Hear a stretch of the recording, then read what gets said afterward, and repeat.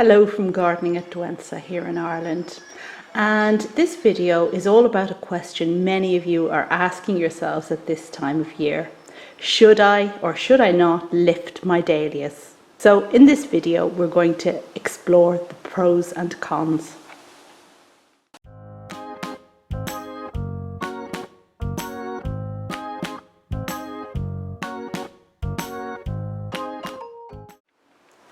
Dahlias are beautiful late summer and autumn plants, a real must for every garden, and they can produce giant, extremely intricate and exotic flowers. Astonishingly gorgeous.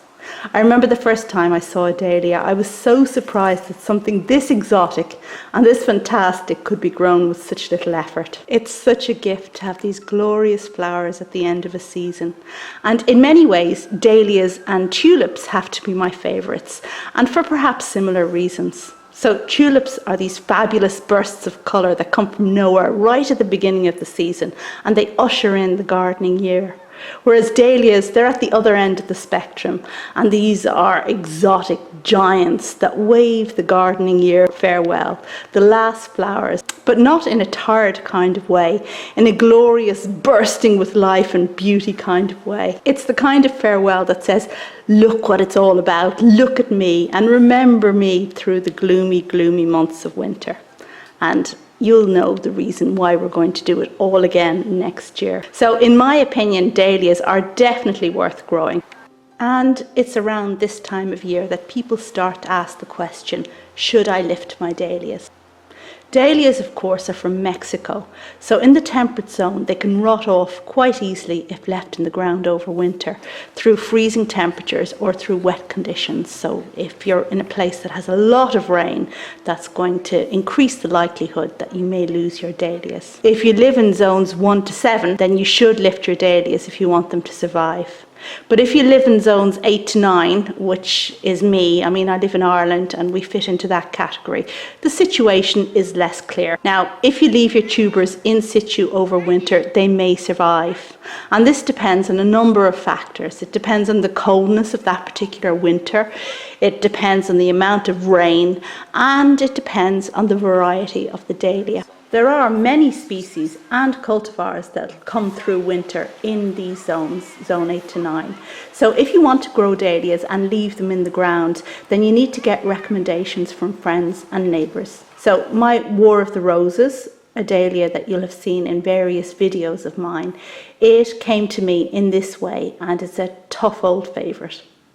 However, if you've bought in new varieties that haven't been tested yet in your garden, then you need to consider whether you're prepared to risk them. Now, some people really enjoy experimenting. Perhaps you'll risk the ones that you weren't so mad about this year, but dig up the big dinner plate beauty that you love to bits.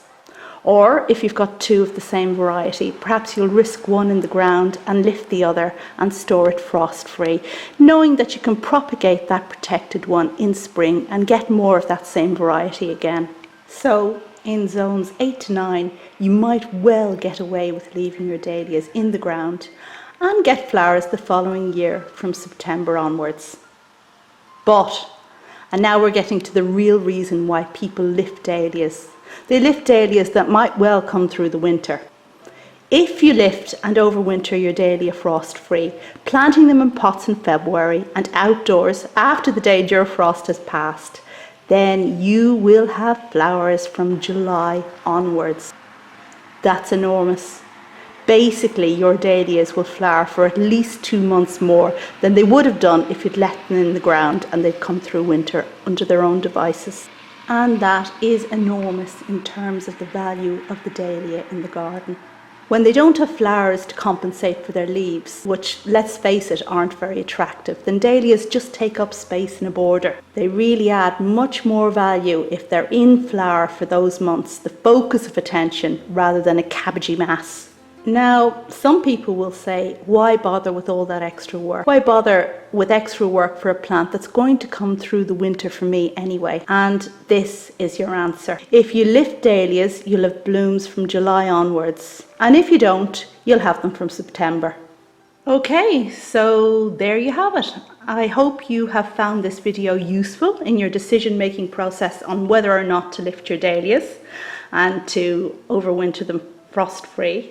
And if you decide to lift them, I want to refer you to 2 videos of mine that I made on the subject. So there's one video on lifting dahlias, and there's a second video on revitalizing and potting them up in spring, and I'll link to both of those at the very end of this video. And whatever you decide, I wish you the very best of luck and many, many, many glorious dahlia flowers. Thank you very much for watching as always. I hope you've enjoyed these pictures as we ran through of the dahlia collection at the Botanic Gardens here in Dublin, and also some from my own garden. If you like the video, give it a thumbs up and don't forget to check out my other dahlia videos. Thanks for watching as always. Bye.